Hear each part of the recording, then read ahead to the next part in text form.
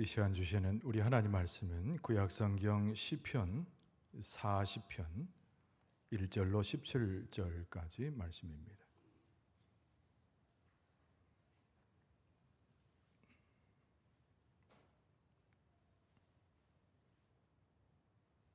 구약성경 시편 40편 1절로 17절까지 한 절씩 교독하겠습니다. 내가 여호와를 기다리고 기다렸더니 귀를 기울이사 나의 부르짖음을 들으셨도다.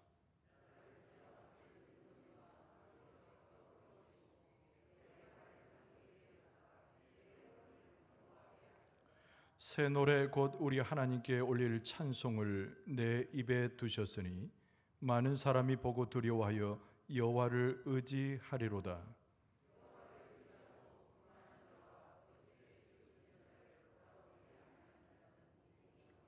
여호와 나의 하나님이여, 주께서 행하신 기적이 많고 우리를 향하신 주의 생각도 많아 누구도 주와 견줄 수가 없나이다.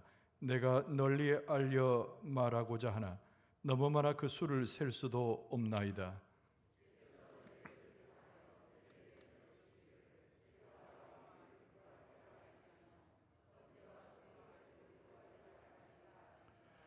그때에 내가 말하기를 내가 왔나이다. 나를 가리켜 기록한 것이 두루마리 책에 있나이다.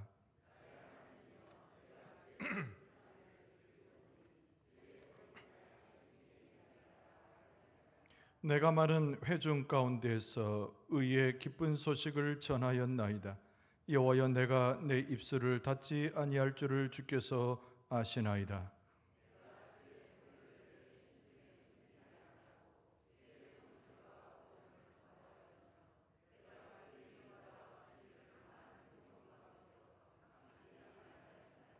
여호와여, 주의 긍휼을 내게서 거두지 마시고 주의 인자와 진리로 나를 항상 보호하소서.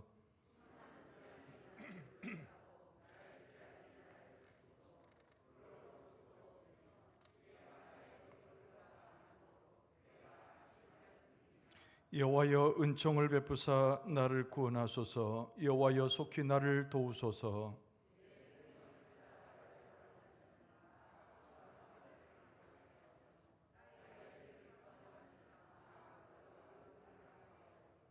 나를 향하여 하하하하하며 조소하는 자들이 자기 수치로 말미암아 놀라게 하소서.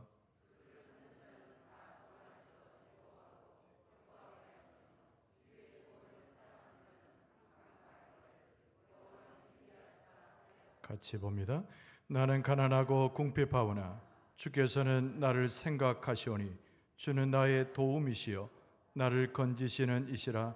나의 하나님이여 지체하지 마소서. 아멘. 할렐루야. 한 주간 동안 오늘 특별히 또 주의 은혜 가운데 주의 놀라운 능력으로 사셨는지 매우 또 궁금하고 또 그런 확신이 듭니다. 좌우에 계신 분, 멀리 계신 분들하고 서로 얼굴 보면서 전에도 나눴던 인사말이에요. 함께 인사합시다. 성도님의 얼굴 보니 주님의 얼굴이 보입니다. 인사 나누세요. 성도님의 얼굴을 보니 주님의 얼굴이 보입니다. 할렐루야. 보이니까 보인다고 하셨죠? 하나님께서는 우리의 눈동자, 우리의 심령, 우리의 삶에 함께 하심으로 우리 가운데 들어오시고 우리도 주님 안에 사는 존재. 그래서 사람들이 우리의 눈을 볼 때, 우리 영혼을 볼 때 누구를 봐야 됩니까? 육체를 보는 것이 아니고 하나님의 영을 볼 수 있어야 된다는 거예요. 여러분의 각자의 심령이, 또 여러분의 가정이, 또 우리 교회가 하나님의 형상을 드러내는 교회요, 가정이요, 또 성도들이 될 줄로 믿습니다. 어느 선교단체에서 현수막 하나 걸었던데요. 그 딴 것이 아니라 사순절을 묵상하며 지내고 있습니까? 이런 내용의 글이에요. 그 문구를 보면 아차 싶죠. 그러나 뒤이어서 나온 말이 사순절이 아직 남아있으니 경건하게 묵상하십시오. 이 말이 뒤에 붙여져 있어요. 그래서 사순절 기간에 뭔가 경고하고 경계하고 권고하면서 묵상할 것을 요청하는 그런 문구입니다. 감동이 됐어요. 그래서 좀 소개하고자 합니다. 시편 40편 오늘 본문의 말씀을 가지고 여호와를 의지하리로다, 이런 제목으로 오늘 말씀을 좀 나누길 바랍니다. 한번 따라서 합시다. 우리 평생에 여호와 하나님을 의지해야 합니다. 굉장히 중요한 오늘 말씀이 전해주는 주제를 담고 있는 제목입니다. 사진 한 장 준비했는데요. 이건 실제 부흥 집회 또는 기도 집회에 나와 있는 한 여인과 자녀들의 사진입니다. 한번 봅시다. 구글이라고 하는 인터넷 포털 사이트에 들어가면 이 사진이 유명해요. 옛날부터 많이 올려져 있는 사진인데 우리나라 선교 초기인지 아니면 유교동란 이후인지 정확히 그때는 알 수 없으나 오래된 사진인 것은 분명해요. 우리나라 선교 역사가 130년을 조금 넘잖아요. 굉장히 남루한 옷을 입은 한 엄마죠. 엄마, 여인이지만 옆에 앉아있는 귀여운 딸이 보이고 등에 업고 있는 자녀는 아들 같지 않는가 생각이 돼요. 출처를 알 수 없는 사진입니다만은 기도하는 모습은 분명해 보입니다. 이 사진 위에다가 누가 글귀로 썼어요. 이런 순수한 믿음을 보시고 하나님께서 한국교회 부흥을 주시지 않았겠는가, 이런 이 사진을 게시한 사람이 기록한 내용을 또 보게 됩니다. 참 기도의 열심, 기도 가운데 하나님을 만나는 개인적 경건, 너무 중요하다는 것을 이 사진 한 장이 우리에게 굉장히 시사해 주고 있죠. 얼마나 바쁘고 고단한 삶을 살았을까. 이 여인의 모습 속에서 우리 길게 설명하지 않아도 여인의 형편을 우리가 능히 짐작해 볼 수 있습니다. 이 엄마를 따라온 딸같이 보이는 어린 자녀, 지금쯤은 아마 크게 성장을 해서 어딘가에 주를 위해 충성하는 권사님 정도 되지 않았을까 하는 생각도 들고, 등에 엎여 있는 저 아들은 이 어머니의 정말 깊이 있는 매일 하는 기도를 통해서 믿음으로 잘 양육됐으리라 라는 생각이 듭니다. 우리나라 선교 초기인지 아까 말씀드린 대로 6.25 이후에 60년대를 가리키는 분위기인지 정확히 알 수 없지만은 그러나 한 여인의 간절한 기도와 부르짖음이 그대로 녹아내고 있는 한 사진 한 장입니다. 오늘날에 있어서 우리에게 부흥을 가져오고자 할 때 하나님께서는 기도자를 세우셔서 이렇게 기도하게 하시고 기도의 능력을 통해서 하나님의 권세가 나타난다. 이 사진 한 장은 많은 것을 우리에게 가르쳐주고 교훈하고 있음을 보게 됩니다. 오늘 이 본문의 말씀은요, 우리 가운데 질문 하나를 던져주고 있어요. 우리가 하나님을 의지한다는 것이 무엇일까? 그러면서 스스로에게, 많은 사람들에게 그런 질문을 합니다. 하나님을 신뢰한다는 것이 우리의 삶에 과연 가능한 일인가? 이런 질문이에요. 여러분, 우리는 습성에 물들어 있습니다. 어떤 습성입니까? 빨리빨리 뭔가의 결과를 얻어내고자 하는 습성이에요. 우리는 하나님 앞에 서 있으면서도 우리는 익숙해져 있습니다. 무엇에 익숙해져 있습니까? 내 뜻대로 내가 원하는 대로 하나님이 응답할 것을 요청하는 것에 익숙해져 있어요. 요즘 아이들이 많이 즐겨 먹는 인스턴트 식품을 우리는 뭐라고 말합니까? 패스트푸드라고 얘기하거든요. 이 패스트란 말이 빠르다 그런 뜻이잖아요. 금방금방 음식이 만들어져서 나와야 됩니다. 아이들만이 아니에요. 어른들도 마찬가지입니다. 금방금방 완성되는 것, 금방금방 뭔가 소득이 있어 보이는 것, 결과가 있는 것들을 좇아서 인생을 살아간다는 겁니다. 그래서 자기의 삶은 항상 앞으로 직선으로 가기를 원해요. 어딘가를 거쳐가고 어딘가를 휘어져 가는 것을 용납지 않는 시대, 그것이 오늘 우리가 살아가는 우리의 쇠퇴 모습이죠. 많은 인내를 요구합니다. 하나님을 향한 믿음을 갖는 것은 결코 간단한 일이 아니에요. 근데 그런 습성에 쌓여 있고 그런 것에 익숙해 있는 우리가 과연 하나님을 신뢰하고 하나님을 의지하는데 성공하고 있는가? 이런 질문을 오늘 본문의 말씀을 통해서 스스로에게, 우리들에게 해볼 수가 있습니다. 우리 흔히 이렇게 자주 섞인 이야기로 뒤를 돌아볼 때 이런 얘기를 합니다. 내 인생을 돌아볼 필요가 있을까? 한 번만 생각하면 슬픔이 밀려오고 절망했던 시절이 주마등처럼 지나가면서 우리를 괴롭게 합니다. 뒤를 돌아보기 싫은 거죠.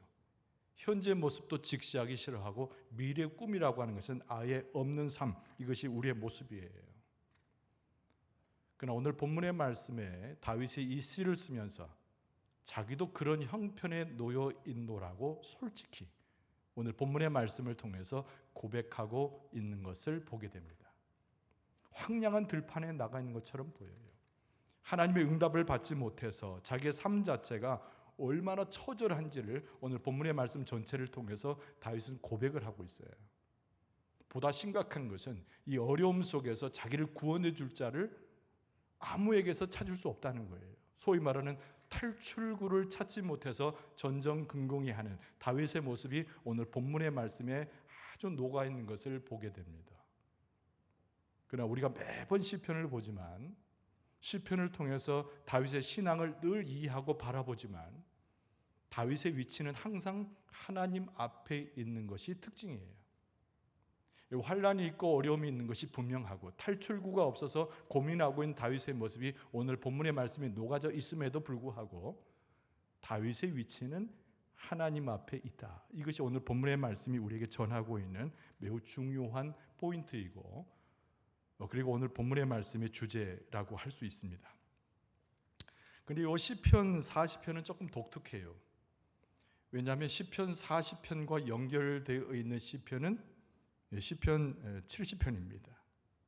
시편 70편은 훨씬 짧아요. 근데 시편 40편의 12절 그 뒷부분이 시편 70편에 조금 다른 번역으로 똑같이 나와 있습니다. 원본은 같아요. 나중에 여러분 집에 가서 비교를 좀 해보시면 시편 40편의 12절 이하가 시편 70편에 그대로 나타납니다. 원본은 똑같아요. 번역만 조금 달리해서 다른 시편처럼 보이지만 내용이 똑같습니다. 거기에도 역시 시편 속에 다윗이 얼마나 처절하게 고민하고 있는가를 여러 시편을 써서 나타냈다고 하는 것을 보여주는 대목입니다. 자, 그래서 오늘 이 시편 40편을 보는 일종의 요령 같은 것이 있는데 오늘 본문의 말씀 전체 중에 중간을 자르고 뒷부분을 잘라서 12절 이하에 나와 있는 다윗이 무엇을 고민하고 있는가, 이거를 먼저 알아보는 거예요. 그러면서 1절부터 시작되는 하나님 앞에 있는 다윗이 그 문제들을 하나님과 더불어서 어떻게 해결하고 있는가, 이걸 또한 보는 것도 시편 40편에서 하나님의 은혜를 누리는 굉장히 중요한 요령이고 방법이기도 합니다. 여러분 12절 이하의 세 가지의 매우 고민되는 소위 말하는 다윗의 삶의 애환을 노래하고 있는 장면들이 등장합니다. 여러분 첫 번째는 뭐냐면 나의 죄라고 하는 내용이에요. 나의 죄. 다윗이 나의 죄라고 하는 거죠. 그 12절 13절에 등장합니다. 다윗이 스스로의 문제를 진단을 해요. 내가 왜 이렇게 환난 속에 있을까? 내가 왜 이렇게 어려움 가운데 있을까? 그 이유는 다른 것이 아닌 내가 태생적으로 하나님 앞에 가지고 있는 내 삶에 드러내고 있는 죄 때문이라는 거예요. 다른 이의 죄가 아니고 나를 우겨싸고 있는 다른 사람의 문제가 아니고 하나님 앞에서 나의 죄 때문이라는 거예요. 그것이 첫 번째로 다윗이 바라보고 있는 자기의 삶의 어려운 형국의 본질을 이야기해 주고 있습니다. 그 자신의 죄가 계속 자기를 따라온다는 거예요. 자기를 우겨싼다는 거예요. 그래서 미래 앞으로 나가지 못하도록 발걸음을 멈추게 하고 발걸음을 방해한다는 겁니다. 여러분 12절 말씀에 보면 이렇게 썼습니다. 수많은 재앙이 나를 둘러싸고 나의 죄악이 나를 덮침으로 우러러 볼 수도 없으며 죄가 나의 머리털보다 많음으로 내가 낙심하였음이니이다. 이렇게 말하고 있어요. 그러니까 죄악이 나를 겹치기 때문에 내가 하나님을 바라보고 그 하나님께서 제시하시는 길을 봐야 되는데 그것을 볼 수 없는 어둠으로 가려져 있는 나의 영혼의 상태다, 이렇게 고백하는 거예요. 너무나 많은 재앙들은 나의 너무나 많은 죄 때문에 연유된 것이다. 그것이 다윗이 첫 번째로 고백하고 있는 자기의 문제의 첫 번째 이야기입니다. 두 번째는 뭐냐면 주변에 나를 비방하는 자들이 많다는 거예요. 자기가 겪고 있는 수많은 어려움 중에 홀로 있는 것이 아니라 자기를 비방하고 자기가 잘못되는 것, 자기를 해하는 무리들이 많이 있다는 얘기를 다윗은 하고 있습니다. 여러분 14절에 보면 14절 중반절과 15절 상반절은 그것을 이야기해요. 14절 중반절에 나의 해를 기뻐하는 자들 이렇게 말합니다. 내가 잘못되면 긍휼히 여기고 슬퍼해야 되잖아요. 근데 내가 해를 받아가지고 어려움 당하고 고통에 들어가면 좋아하고 껄껄거리고 나를 조소하는 사람들이 그렇게 많다는 겁니다. 15절 상반절에 나를 향하여 하하 하하 하며 조소하는 자들. 참 표현이 이 시를 이 번역한 구격성서가 너무 훌륭해요. 그렇게 조소하는 자들이 웃는다는 거예요. 비웃음거리로. 그러나 다윗은 어디 있냐면 하나님 앞에 있단 말이에요. 그래서 하나님 앞에서 그 비방하는 자의 소리를 달리 듣지 않고 하나님 앞에서 기도의 제목으로 삼습니다. 다윗의 어려움 속에 그가 가지고 있던 지혜를 엿보는 거예요. 비방하는 자들을 찾아가서 따지고 그들과 다투고 그들과 전쟁을 해봐야 남는 것이 무엇이겠어요. 그래서 다윗의 지혜 가운데는 그 비방자들을 위해서 오히려 기도하고 오히려 그들 가운데 끊어내는 하나님의 역사를 간구하고 있는 거죠. 어쨌든 자기의 죄, 두 번째는 주변에 있는 비방하는 사람들, 그리고 세 번째는 뭐냐면 통전적으로 자기 자신의 문제가 자기의 걸림돌이 되고 있다는 고백이에요. 내가 많은 어려움을 겪으면 겪을수록 가만히 들여다보니까 외부적인 요인이 아니라 나 자신의 상태가 나를 넘어뜨리게 하고 있다. 그것이 내 삶의 곤고함의 원인이다라고 한 번 더 이야기하는 거죠. 17절 상반절에 보면 나는 가난하고 궁핍하다라고 얘기했어요. 왕이 뭐가 가난합니까? 궁핍합니까? 네, 영적으로 가난해지고 하나님과의 관계가 멀어졌기 때문에 슬픔이 가득 차고 자기의 삶에 용기가 없고 탈출을 찾지 못해서 전전긍긍하는 모습이 너무 빈약하게 보이는 거잖아요. 그래서 스스로를 말하기를 나는 몹시 가난하고 몹시 궁핍하다. 여러분 사도 바울이 이 시편을 봤다면 그 시편 속의 사도 바울도 똑같은 고백을 하는 장면이 로마서에도 등장합니다. 로마서 7장 24절에 보면 사도 바울이 말했어요. 오호라 나는 곤고한 사람이로다. 이 사망의 몸에서 누가 나를 건져내랴. 여기서 곤고한 사람이라고 하는 것은 어렵고 고생스러운 자기 자신의 형편을 이야기하는 거예요. 물론 사도 바울은 물질이 없어서 고통한 건 분명합니다. 많은 사람들이 에워싸서 어려움 속에 들어간 건 분명해요. 그러나 사도 바울은 자기의 심중을 보는 거죠. 자기의 삶의 고난이 닥칠 때, 인간으로서 감당하기 어려운 어려움이 있을 때 자기 심중을 살피는 거예요. 그리고 다른 것에서 나의 어려움이 연유된 것이 아니라 내 마음 상태가 곤고하다는 거예요. 하나님 앞에서 어렵고 하나님 앞에 고생스럽고 하나님 앞에서 빈약한 나의 심정을 드러낸다. 그게 사도 바울의 고백이었거든요. 그러니까 오늘 본문의 말씀에 다윗도 이야기하기를 내 삶 자체 겪고 있는 어려움의 이유는 내가 얼마나 하나님 앞에 빈약하고 연약한 존재인가, 그것에서부터 나의 어려움들이 나를 에워싸게 되었다라고 이야기하는 거예요. 다윗이 어디 있다고요? 하나님 앞에 있어요. 그래서 매우 정직한 겁니다. 다윗의 영성 얘기를 수없이 얘기했지만 오늘 본문의 말씀에서 볼 수 있는 다윗의 영성은 굉장히 정직한 거예요. 그리고 하나님의 말씀의 빛 아래서 하나님의 뜻 가운데서 자기 자신의 심령을 조망할 줄 아는 꽤 지혜로운 사람이죠. 시편 70편을 집에 가서 보시면 알지만 이 내용들이 계속 70편에도 등장합니다. 당연히 12절 이하를 그대로 원본을 가져가고 있으니까요. 그러니까 다윗은 여러 시편 중에서 자기의 심령의 상태, 어려움의 원인은 다 자기 자신에게 돌리는 정직함과 지혜가 있었다는 거예요. 근데 문제는 뭐냐면 이 상황 속에서 내가 어떻게 하나님과 관계하여 벗어날 수 있을까? 그 길을 찾는 것이 훨씬 중요한 개념인 거죠. 여러분 정직하게 볼 수 있는 자가 정직한 하나님의 답을 받거든요. 하나님 앞에서 지혜로운 자가 하나님의 지혜를 얻을 수 있어요. 너무 당연한 진리입니다. 자, 어쨌든 거나 오늘 본문의 말씀 1절 이하에 쭉 나오는 내용은 바로 이 고난과 어려움 속에서, 겪는 어려움 속에서 하나님을 신뢰하는 다윗이 그 고통 속에서 빠져나오는 하나님의 은혜를 입어서 하나님의 방법을 취했다고 하는 무척 중요한 사실들을 기록하고 있다는 거예요. 여러분, 축복의 말씀을 미리 드릴게요. 오늘 말씀을 읽어보기 전에 이 다윗이 어떻게 하나님의 은혜 가운데, 지혜 가운데 정말 그 어려운 속에서 벗어났는가를 보기 전에 하나님께서 먼저 우리의 마음을 감동시키셔서 이 자리가 하나님 앞에 나와 있는 자리만큼 우리에게도 하나님의 지혜를 허락하시고 정직함을 보시고 축복을 주시고 그 은혜로 이 시간도 우리를 인도해 주실 줄로 믿습니다. 자, 그럼 오늘 본문의 말씀 가운데 다윗이 이야기하는 이 엄청난 어려움 속에서 벗어났던 그 하나님의 지혜가 무엇인가, 하나님의 은혜가 무엇인가를 여러분 세 가지로 등장해요. 첫 번째는 뭐냐면은 내 기도를 하나님을 신뢰하는 것으로 바꿔놓고 있다는 거예요. 굉장히 중요합니다. 한번 따라서 합시다. 내 기도로 하나님을 신뢰하라. 다른 사람의 중보기도 중요합니다만은 내 기도가 중요해요. 여러분, 다윗의 영성의 특징이 뭐냐면 하나님을 내 하나님으로 고백하는 거예요.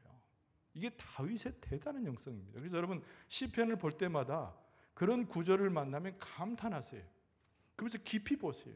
그 구절 속에서 다윗이 왜 하나님을 그냥 하나님, 위대한 하나님 이렇게 미사역을 붙이지 않고 내 하나님이라고 고백했는가? 밑줄을 막 그어가면서 그 구절 속에 들어가는 것도 은혜입니다. 자, 어찌됐건 내 기도예요. 내 기도. 오늘 이 성경 말씀에 보니까 다윗이 자기가 처한 형국을 비유하기를 내가 구덩이에 갇혀 있는 자로 비유합니다. 그리고 그 구덩이에는 진흙이 있는데 이 진흙이 보통 진흙이 아니에요. 그 구덩이에서 나오려고 발버둥 치면 바들버둥 칠수록 계속 빠져들어가는 진흙이에요. 여러분, 아프리카나 어디 아마존 어디에 TV에 이렇게 나오는 거 보셨지요? 거기 보면 그 우리나라에는 볼 수 없지만 진흙탕과 늪 같은 곳이 있어요. 근데 막 헤어나오려고 하면 계속 어찌할 수 없이 몸이 빠져들어가는 그런 장면을 묘사해가지고 TV에서 보여주는 대목이 있어요. 그런 것처럼 딱 거기에 묘사하고 있는 겁니다. 내 힘으로 구덩이에서 나오려고 하고 내 지혜로서 내 구덩이에서 스스로를 구원하려고 하면 할수록 그 진흙 땅에 계속 내 발이 들어가고 파묻히고 가라앉아 버린다는 거예요. 그러나 다윗이 어디 있어요? 하나님 앞에 있단 말이에요. 그래서 기도함으로 하나님을 철저히 신뢰하는 모습을 오늘 성경 말씀에서 보게 됩니다. 오늘 2절 말씀에 보니까 나를 기가 막힐 웅덩이와 그래서요 수렁에서 끌어올리시고 내 발을 반석 위에 두사, 진흙에 있었던 빠져들어갔던 발을 옮겨서 반석 위에 두사 내 걸음을 견고하게 하셨도다. 그게 하나님의 역사라는 거예요. 지금 현재 뭐냐면 반석 위에 발을 딛고 있는 상태가 아니에요. 그 구덩이 속에서 나오려고 발버둥을 치는데 진흙으로 빠져가는 상태예요. 근데 그는 하나님 앞에서 기도하면서 하나님 앞에 간구하면서 마음의 확신을 갖기를 내 진흙으로 빠져가는 내 발걸음일지라도 하나님께서 내 발을 들어 옮기셔서 반석 위에다 세워가지고 나를 구원하실 것이다. 이것이 다윗의 외치는 소리고 기도고 그의 기도요 하나님을 신뢰하는 것이죠. 혹시 우리도 이 다윗이 처한 형국을 비유한 이 표현처럼 우리의 모습이 그런 상황에 빠질 때도 많다는 거예요.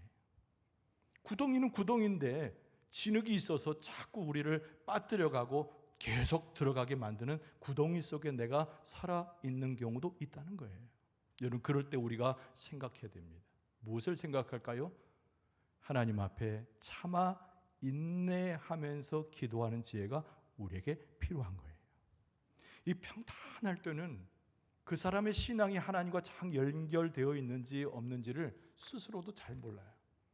내가 신앙이 좋은 것처럼 착각할 때가 오히려 많습니다. 그러나 내가 고난을 만나고 어려움을 만나고 오늘 비유에서처럼 계속 빠져드는 진흙과 같은 그런 삶 속에 내가 처하게 되면 그 사람의 신앙의 진가가 발휘가 되는 거예요. 그 신앙의 진가는 뭘로 표현되냐면 하나님의 그 역사를 기다리는데 믿음으로 기다리면서 참아 인내하는 모습이에요. 여러분, 여기다 무엇을 더하는 줄 아십니까? 하나님의 그 역사를 미리 보면서 기도하는 가운데 하나님을 찬송할 수 있는 데까지 나아가는 거예요. 이게 다윗의 영성이기도 하고 오늘 본문의 말씀은 우리들도 그렇게 다윗은 사람이었잖아요. 우리와 똑같은 사람이었잖아요. 그래서 우리들도 그 가운데서 그렇게 행할 수 있고 그렇게 고백할 수 있고 하나님 앞에 설 수 있기 때문에 이 말씀이 우리에게 주어진 거예요. 그러니까 찬양한다라고 하는 것은 참아 인내하여 하나님과의 관계 가운데 기도하는 것의 최종판을 찬양하는 것으로 이해합니다. 그래서 오늘 본문의 말씀 가운데 2절에 보니까 아까 읽었던 대로 기가 막힐 웅덩이 수렁에서 끌어올리 내 발을 반석 위에 세운다 해놓고 1절로 다시 올라가면 1절에 기도해 있어요. 내가 여호와를 기다리고 기다렸더니 귀를 기울이사 나의 부르짖음을 들으셨도다. 할렐루야, 할렐루야. 하나님은 살아계시는 줄로 믿습니다. 우리와 동행하시는 줄로 믿습니다. 우리를 받들고 계시는 줄로 믿습니다. 그러니까 기가 막힌 웅덩이 수렁에서 내가 끌어올려져야 되는데 어찌할꼬 그러나 참아 인내하고 기다렸더니 내 귀에 귀를 기울이사 나의 부르짖음을 살아계신 하나님께서 들으셨다는 거예요. 그걸 미리 보는 거예요. 그러면서 아까 말한 대로 찬송이라고 하는 것이 참아 인내하는 것의 최종판이라고 그랬잖아요. 여러분, 우리가 신앙생활하는 우리의 종교를 기독교라 이렇게 부릅니다. 사람들이. 구태여 우리는 기독교란 말을 할 필요는 없어요. 우리는 하나님과 우리의 사이에 신앙생활하는 공동체인데, 그런데 이 신앙의 공동체 기독교는 세상에 있는 이방 종교와 전혀 다릅니다. 여러분, 세상 그 어떤 종교에 찬양이 있으며 할렐루야를 부르는 찬송이 있으며 예수 그리스도의 오심을 노래하는 캐롤이 있습니까? 오직 성경만이, 오직 하나님을 섬기는 백성의 이 공동체만이 찬양이 있거든요. 이 찬양이라고 하는 것은 노래와 달라요. 찬양은 어려울 때, 고난받을 때, 더 힘들어질 때, 진흙 속에 내 발이 묻혀갈 때 기도의 완성이요 하나님을 신뢰하는 것의 완성으로 하나님께 드려지는 것이 찬양인 줄로 믿습니다. 오늘 보면 3절에 보니까 이렇게 되어 있어요. 새 노래 곧 우리 하나님께 올릴 찬송을 내 입에 두셨으니 많은 사람이 보고 두려워하여 여호와를 의지하리로다. 사람들이 두려워할 만큼, 사람들이 놀랄 만큼, 사람들이 화들짝 저게 도대체 어쩐 일인가 하고 감탄할 만큼 우리의 찬송이 하나님 앞에 올라가는데 그 찬송을 뭐라고 얘기했냐면 새 노래라고 그랬어요. 그리고 그 찬송은 하나님께 올려드릴 찬송이라고 했단 말이에요. 이러고 흥얼거려서 우리의 기분을 좋게 하고 내 마음 가운데 운율에 휩쓸려서 내 마음이 즐겁고 덩실덩실 그 의미가 아니에요. 하나님 앞에 올려드릴 찬송이고 세상에서 볼 수 없는 천국의 새 노래가 고난 중에 하나님의 역사를 신뢰해서 기도하는 우리의 찬양의 소리인 줄로 믿습니다. 하나님이 그걸 받으시라고 하는 거예요. 아까 서두에 말씀드린 처럼 패스트푸드를 좋아하는 우리의 습성처럼 우리는 금방 하나님의 응답을 받기 원하지만 하나님은 대체적으로 기다리게 하셔요. 그리고 찬송이 나오기까지 하나님께서는 기다리셔요. 왜냐하면 그 기다림과 그 은혜 가운데 찬송 속에 훨씬 큰 은혜가 있고 그 천국의 비밀을 알게 되고 하나님의 축복이 무엇인가를 경험하게 되는 신앙이 성장하는 길이 열리거든요. 고난을 만날 때, 어려움을 만날 때 그 자체가 우리에게 유익은 아니지만은 그러나 고난 중에 찬송할 수 있고 환난 중에 하나님을 높일 수 있다면 하나님의 놀라운 축복이 우리의 것이 되고 우리는 천국 백성으로 하나님을 새 노래로 찬송하게 될 줄로 믿습니다. 교회가 말씀으로 흥황할 뿐만 아니라 찬송으로 흥황해야 되잖아요. 찬송으로. 근데 그 찬송이 노래로 흥황하는 것이 절대 아니에요. 운율과 좋은 찬양대에 앞서서 하는 그 찬양을 이야기하는 것이 아니라 하나님께 올려드릴 수 있는 새로운 찬양, 그 기쁜 찬양, 영광의 찬양, 생명의 찬양, 하나님의 권세를 가지고 있는 찬양으로 교회가 흥황해야 될 줄로 믿습니다. 이 다윗의 영성이 그런 거예요. 그러니까 하나님을 신뢰하고 의지하는 것은 기본적 전제로 들어가되 내가 구덩이에 빠져가지고 헤어날 수 없는 진흙 속에 빠져갈 때에도 그 순간 위기를 만나고 눈이 휘둥그레지고 걱정 근심이 막 닥쳐올 때라도 다윗은 잊지 않는 것은 하나님을 끝까지 신뢰해서 찬양하는 거란 말이에요. 다윗이 대단한 것이 아니고 하나님의 백성이면 모두가 다 이렇게 하나님을 높일 수 있음을 오늘 말씀은 우리에게 교훈하고 있어요. 우리가 곤경에 처해 있을 때, 어려움에 있을 때 여러분 누구를 찾아가야 됩니까? 우리가 얼른 눈을 돌려가지고 옆에 있는 실력자를 찾아가잖아요. 보통 한국의 아내들은 남편을 의지합니다. 남편들은 그걸 아셔야 돼요. 자기 사랑하는 아내는 자기를 의지하고 있다는 걸. 그걸 알고 있는 남편들만 아멘 하시기 바랍니다. 아내가 그렇게 자기를 의지하는데 엉뚱한 짓 하면 안 돼요. 자녀들이 누구를 보고 의지합니까? 부모를 보고 의지하거든요. 이건 세계 만국 공통이에요. 그런데 여러분, 가정이 풍비박산 나기 직전이고 부모와 자식 간의 대화도 끊어지고 내 자신의 삶이 수동 구렁텅이에 빠져가지고 어찌할 수 없을 때 여러분, 사람을 의지해야 됩니까? 그때는 부모도 아내도 남편도 힘이 부족하여 어쩔 수가 없어요. 누구를 의지해야 됩니까? 여호와 하나님을 의지해야 될 줄로 믿습니다. 그거예요. 우리 자녀들에게도 그걸 물려줘야 돼요. 딴 거 돈 물려주려고 하지 말고, 집을 물려주려고 하지 말고, 그 하나님을 붙드는 신앙을 물려줘야 돼요. 자, 어쨌든 간에 이 다윗이 하나님을 전적으로 의지합니다. 그래서 오늘 5절 말씀해 보니까 여호와 나의 하나님이여, 나왔네요. 여호와 나의 하나님이여, 주께서 행하신 기적이 많고 우리를 향하신 주의 생각도 많아 누구도 주와 견줄 수가 없나이다. 내가 널리 널리 알려 말하고자 하나 너무 많아 그 수를 셀 수도 없나이다. 하나님의 역사를 보면서 기억하면서 하나님이 위대한 분이요, 나를 이끄셔서 승리케 하신 분이요, 이 구덩이에서 나를 건질 수 있는 유일한 분이십니다. 여러분, 고백할 때 이것도 내게 구원 줄 수 있고 이것도 줄 수 있는데 하나님도 하나의 옵션이고 선택이 아니에요.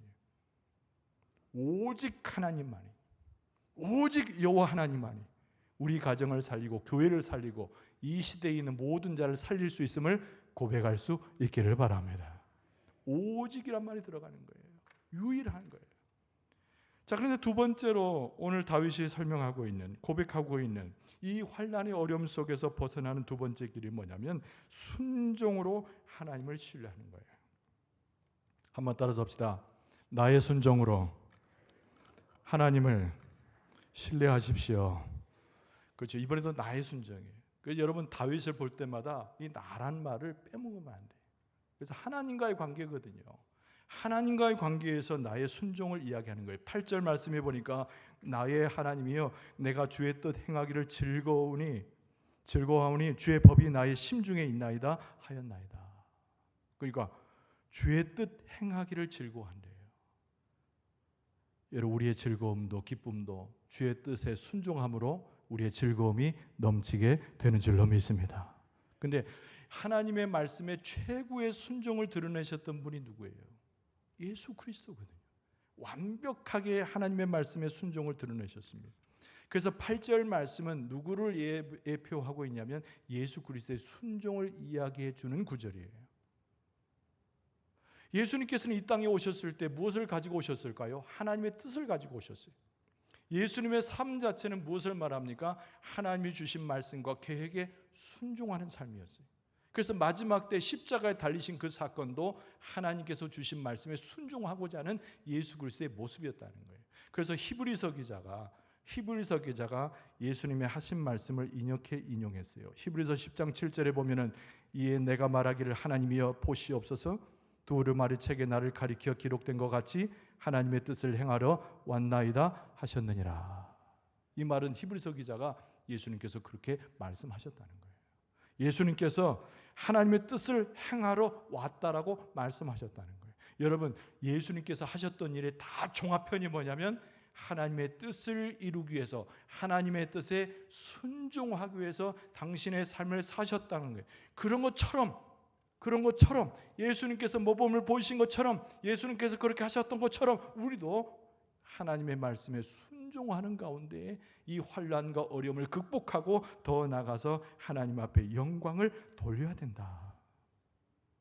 여러분, 하나님의 말씀에 순종하는 우리 교회요 성도들이 될 줄로 믿습니다. 여러분, 그래서 저도 목회하면서 여러 가지 것들을 많이 생각하게 됩니다만은 여러분, 다 필요 없어요. 사람의 생각이 뭐 이렇게 중요합니까?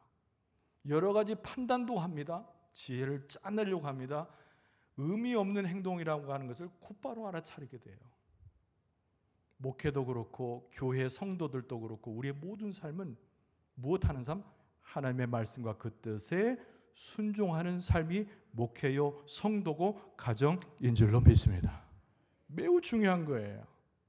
그런데 여러분, 이 순종하는 것에 나타나는 것은 뭐냐면, 순종할 때 하나님의 역사가 나타나는데 우리의 입술을 열고 마음을 열어서 세상을 향하여 순종의 도를 보여주셔요. 순종의 도가 뭐냐면 다른 말로 바꾸면 간증하는 삶을 이야기하는 겁니다. 우리가 신앙 고백이란 말을 쓰잖아요. 또 간증이란 말을 쓰잖아요. 여러분, 신앙 고백과 간증을 구별하지 못하는 분들이 가끔 있어요. 여러분, 신앙 고백은 우리가 항상 예배 때마다 하는 하나님은 이런 분이고 예수님은 이런 분이고 성령은 이런 분이고 교회와 우리 공교회와 성령이 통하시고 이걸 그냥 고백하는 거예요. 주는 그리스도시요 살아계신 하나님의 아들이시다라고 하는 이 베드로의 신앙 고백을 더 확장시켜서 사도들이 고백했던 신앙 고백을 하는 거예요. 근데 간증은 그런 것이 아니에요. 간증이라는 것은 내가 예수 그리스도를 만나기 전에는 망나니처럼 살고 고통 가운데 살고 환난 속에 살고 해결점을 찾지 못했는데 내가 예수 그리스도를 만나서 해방되고 자유를 얻고 새로운 삶을 얻었노라고 예수님을 믿었던 전과 후가 분명히 달라서 내 신앙의 교훈을 가지고 많은 사람들에게 선포하는 것이 간증이란 말이죠. 우리의 순종의 삶이라고 하는 것은 간증과 유사하고 가까운 거예요. 내가 하나님의 말씀에 순종했더니 내 삶의 고난에서 내가 해방을 받았다. 내가 하나님의 말씀에 순종했더니 내가 예기치 않고 기대하지 않았던 하나님의 능력이 내게 다가오더라. 내가 순종했더니 하나님께서 내 가정을 다스리시고 내 자녀를 다스리시고 내 남편을 다스리시고 내 아내를 다스리시고 내 교회를 다스리시고 하나님의 역사로 부흥과 축복의 역사를 가져오시더라. 그게 간증인 거예요. 내가 예수 그리스도를 알지 못하고 하나님의 말씀에 무지했을 때는 내가 세상 가운데 그냥 버려진 존재였는데 내가 하나님의 말씀을 알고 그 말씀에 순종하신 예수님을 따라서 내가 순종했더니 내 삶이 변화되고 능력의 삶이 되었다. 이거를 고백하는 것이 간증이란 말이에요. 여러분, 우리가 못하는 것이 있어요. 두 가지가 있어요. 첫 번째는 간증을 잘 못합니다. 두 번째는 내가 믿음의 사람임을 온 천하에 고백하는 것을 거부할 때가 너무 많아요. 부끄러워 여기는 사람들이 의외로 많다는 거예요. 그러나 성경은 오늘 본문의 말씀은 다윗이 이야기하기를 그러지 말라는 거예요. 우리가 하나님의 말씀에 순종하고 하나님의 뜻 가운데 살아가기 위해서는 우리의 간증이 분명해야 되는데, 그리스도를 만나고 하나님의 말씀에 순종했던 것이 분명해야 되는데, 세상을 향하여 선포하게 될 때 하나님께서 기쁨으로 가지시고 우리 가운데 하나님의 축복과 건지심과 그 은혜를 더하신다는 거예요. 오늘 본문의 말씀 9절에 보니까 내가 많은 회중 가운데서 의의 기쁜 소식을 전하였나이다. 여호와여, 내가 내 입술을 닫지 아니할 줄을 주께서 아시나이다. 내가 주의 공의를 내 심중에 숨기지 아니하고 주의 성실과 구원을 선포하였으며 내가 주의 인자와 진리를 많은 회중 가운데서 감추지 아니하였나이다. 할렐루야. 다윗이 그런 거예요. 다윗이 왕으로서 자기 이야기를 하고 자기 지혜를 이야기하고 자기 권력을 자랑하는 것이 아니라 하나님께 내가 순종했더니 내가 이렇게 미력한 자고 내가 무식한 자고 미련한 자였는데 하나님의 말씀에 순종했더니 이 나라를 하나님이 구하시고 나를 구하시고 내 가정을 돌보시더라. 이 기쁜 소식을 막 전하는 거예요. 그 가운데 하나님의 역사가 나타나고 하나님이 기쁨으로 여기시고 감동을 허락하셔서 하나님의 축복을 주시더라. 막 간증해야 돼요. 근데 그 간증이 뭐 만들어낸 간증이고 듣기 좋으라고 하는 간증이 아니라 실제로 내가 하나님의 말씀에 순종하면서 경험했던 놀라운 사건들을 막 전하는 거예요. 그게 복음이고 그게 기쁜 소식이고 하나님이 기뻐하시는 우리의 모습이고, 그 가운데 가장 중요한 것은 내가 환난에서 구원을 받을 수 있는 하나님의 능력이 그 가운데 충만하게 될 줄로 믿습니다. 하나님을 인정하는데, 내 간증 속에 하나님을 찬송하는데, 많은 사람들 앞에 부끄럼 없이 하나님을 증거하는데 하나님이 당연히 우리를 건지시고 우리에게 당연히 축복하시고 우리 자녀들을 다스려 주지 않겠습니까? 다윗이 그 놀라운 비밀을 깨달아서 하나님 앞에서 내가 그렇게 하겠다는 거예요. 내가 하나님의 말씀에 순종하겠다는 거예요. 그 말씀 속에 순종하고 온 천하에 하나님의 역사를 구하겠다는 거예요. 그 가운데서 하나님께서 고치시고 인도하시고 구해내시는 하나님의 역사를 다윗이 경험하고 있는 겁니다. 여러분, 이 다윗의 영성처럼 다윗이 무릎 꿇고 하나님의 역사를 알고 그 순종하고 하나님의 영광을 선포하듯이 우리 교회도, 여러분의 가정도, 여러분의 심령도 그것을 실천하는 가운데 하나님의 복을 받고 구출함을 경험하고 세상을 널리 이기는 능력을 경험하게 될 줄로 믿습니다. 오늘 본문의 말씀에 하나만 덧붙이면 짤막하게 붙이는데 그것이 뭐냐면 나를 긍휼히 여기시는 하나님을 신뢰하는 거예요. 여러분, 하나님은 우리를 보실 때 얼마나 불쌍히 여기실까요? 저는 가끔 가다가 농담 반 진담 반으로 우리 집사람이 제일 듣기 싫어하는 말이 여보 나 좀 불쌍해 보이지 않나? 이런 얘기. 옛날부터 지금 묻고 있는데 제가 가끔 그런 얘기, 여보 나 좀 불쌍해 보이지 않아? 우리 집사람이 뭐가 불쌍한데? 인정을 안 해요, 인정을. 근데 그때가 언제냐면 제가 은혜 받았을 때 하는 표현입니다. 막 이렇게 감사가 느껴질 때 하는 소리예요. 내가 감사가 느껴지고 은혜를 받는데 내가 왜 불쌍해 보입니까? 하나님이 나를 불쌍히 여기셨기 때문에 내가 은혜도 받고 감사함도 생겨나고 나 자신을 부정하게 되는 거예요. 할렐루야. 다윗이 마지막에 하나님을 찬송하면서 뭐라고 했냐면 11절 말씀에 여호와여 주의 긍휼을 내게서 거두지 마시고 주의 인자와 진리로 나를 항상 보호하소서. 여기에 다윗의 영성의 깊이가 있는 거예요. 이 정직함을 고백하는 거고, 하나님이 나를 불쌍히 여기지 않으시면 내가 왕이지만 이 구덩이 속에서 진흙 속에서 나는 건지심을 받을 수 없습니다. 이런 고백을 하는 거예요. 다윗이 얼마나 훌륭한 사람이냐면 다윗은 지식적으로 하나님을 이해하는 사람이 아니에요. 그냥 감정적으로 하는 것이 아니라 그의 삶 자체에 하나님을 느끼고 배우고 그 진리 가운데 행하는 모습 속에서 하나님을 하게 심중에 있는 것으로 하나님을 인정하는 모습이에요. 그래서 자기가 왕이고 권력자고 남들이 보기에 왕관을 쓴 왕으로서 빛을 내고자 하는 것이 아니라 자기를 긍휼히 여기시고 불쌍히 여기시는 하나님을 높이는 데서 다윗의 진정한 영성을 보는 거예요. 다윗이 하나님 앞에 가서 긍휼을 내게서 거두지 마소서, 나를 불쌍히 여겨달라는 거죠. 다윗이 얼마나 불안했을까요? 이 고통 속에서 막 의기충천하고 대단한 걸 해내길 것 같이 보이는 힘 있는 구절들도 등장하지만 시편 속의 어떤 구절을 보면 심약해가지고 힘들어하는 다윗의 모습을 보게 돼요. 가감없이 이야기하잖아요. 불안해하는 거죠. 그러나 인간의 이 불안 속에 이 불안을 덮어버릴 하나님의 긍휼과 자비와 그 놀라운 사랑을 노래하는 거예요. 그것이 우리의 모습이에요. 우리는 항상 자신 있게 이야기할 수 없어요. 아무리 믿음이 좋은 자라도 다윗을 혹시 뛰어넘는 영성가가 우리 가운데 있을지라도 100% 예수님처럼 그렇게 할 수가 없어요.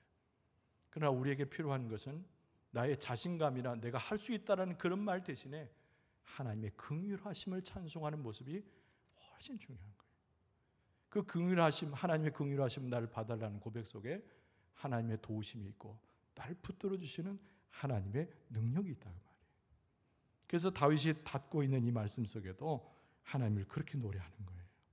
시편 57편의 3절에도 보면 다윗이 거기서 그렇게 얘기합니다.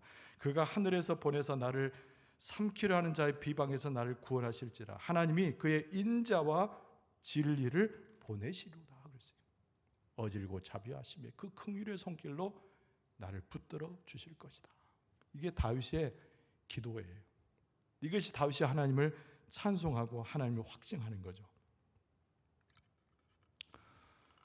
말씀을 정리하면요, 우리가 하나님 앞에 서 있는 것이 참 중요합니다. 오늘 본문의 말씀이 공통적으로 등장하는 것은, 그런데 중요한 것은 내 시간이든 내 기도든 순종하는 것이든 다 그것이 무엇을 표현하냐면 하나님을 의지하고 신뢰하는 우리의 신앙을 표현하는 것이라는 거예요. 이런 문제가 생기면 신뢰할 자를 찾아가야 되죠. 당연한 겁니다. 그런데 여러분, 세상에서 찾지 마세요. 사람들에게서도 찾지 마세요. 우리를 구원하실 분은 오직 여호와 하나님이시고 우리의 길을 지도하실 분도 하나님이시고 우리를 능력 가운데 이끌어내실 분도 하나님뿐이니까 다시 한번 하나님을 바라보시고 정직한 모습으로 주 앞에 서서 다윗이 경험했던 그 능력의 하나님, 우리도 그 능력의 하나님을 경험해서 하나님을 찬송하고 높이고 그 능력 가운데서 구덩이에서 헤어남을 받아 하나님의 축복의 삶을 살아갈 수 있는 여러분과 저의 모습 되어줄 수 있기를 주의 이름으로 축원합니다.